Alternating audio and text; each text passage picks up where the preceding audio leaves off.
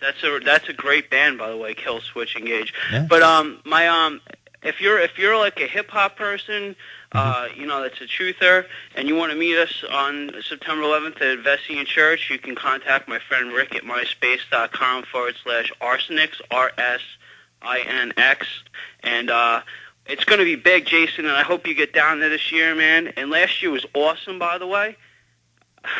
Last year was so awesome, Jason. All right. Well, hopefully we'll make it bigger this year, and I'm hoping on the 10th anniversary we even explode on it. I thank you for the call, man. Absolutely. You got it, brother. Let's go to Sherry in Texas. Sherry, you're on the line. Hey, Jason. How are you? Yeah, apparently a former president for Eli Lilly has killed himself.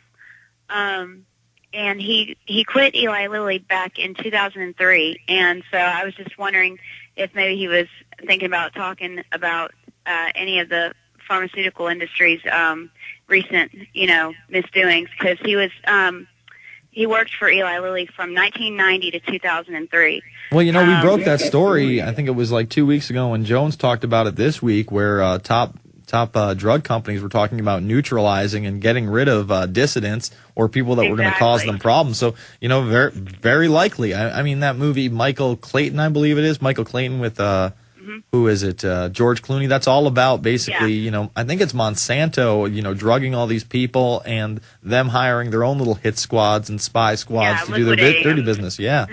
Liquidating them. It's unbelievable. So it's a possibility. I don't know enough about it otherwise. Well, it's up on the forum. It's under Eli Lilly, August. His name was Gus Watanabe. Depressed maker of Prozac kills himself. Oh, the depressed maker of Prozac. Well, you know what? I don't know if I have much sympathy for somebody that put Prozac on the market anyway. Hey, I appreciate the call, Sherry. But, Yeah, okay. Hey, it's a great subject. Go check it out on the forum. Let's see where it develops. Angel in Pennsylvania. Angel, you're on the line.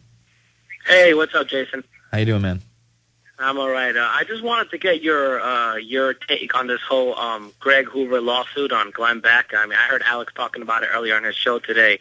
Alex seemed to kind of side with him, but kind of was trying to make a small point that he didn't really have a case. I wanted to get your take on the whole thing. I mean, I'm not a lawyer. Let's see what happens. I don't appreciate Glenn Beck's statements. I mean, he said it took me about a year before I started hating the 9/11 family's victim members, and the next Timothy McVeigh is going to be a 9/11 truther. And, I don't have any evidence, but I do believe that the 9/11 truthers are hailing, John von Braun or James von Braun as a hero. So, you know what? Whatever Beck gets, Beck deserves. And I encourage this guy, and I hope that he's able to accomplish his goal of going after this guy for defamation of character, because he is a big talking head, and right now he's number one in his rankings. He's 5-1 what Chris Matthews does on hardball at this point. I mean, that's pretty big numbers. But the numbers aren't even that big. I guess the numbers are somewhere like, 500,000 to 600,000 people are watching him live, and then others catch him on the replay, but not as many. So on his TV show, he reaches somewhere around 1 million people a day. I guess that's 1 in 300 in the United States. And then his radio show, I think, might even be bigger. So I encourage the guy, and I wish him much success. Cool. Agreed. All right, brother. You have a good night. Thank you. Wanted to hit this one up. Illegal music downloaders warned. Internet will be cut off unless you mend your ways. See, Cybersecurity Act, Cyberbullying Act. This one's out of the dailymail.uk. Music web pirates have been warned that their internet service will be cut off unless they mend their ways. The plan has been unveiled by Virgin Media, one of the UK's biggest internet service providers, and follows pressure from the music industry. The measures follow a deal with the world's biggest music company, Universal, which is behind acts like Amy Winehouse, U2, Duffy, and James Morrison. Yesterday, both Duffy and James Morrison artists who have lost out financially, tears, instead of tens of millions, they only made 15 million this year. Oh, I'm so sorry. Artists who've lost out financially because of web piracy threw their weight behind the proposals.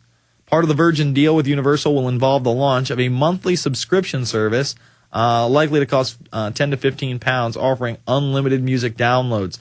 So come on, give me a break. It's just another excuse to go and spy on your ISP. Oh, we've got to spy on everybody because people are stealing music. We have to shut the internet down. We need better regulation. Give me a break.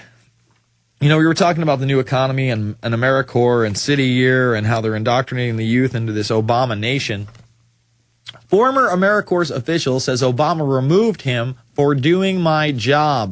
Gerald Walpin was removed by President Obama last week as the Inspector General for AmeriCorps and other service programs. His decision followed Walpin's investigation into the alleged misuse of federal grants by Sacramento Mayor Kevin Johnson, a former NBA star and an Obama supporter, and a nonprofit education group he headed. An official responsible for monitoring how federal funds for volunteers are spent told Fox News he was fired by President Obama for doing his job and suggested it was payback for investigating the alleged misuse of grant money by Sacramento Mayor and Obama backer. Now, remember this meeting that a bunch of the mayors throughout the United States had with Obama?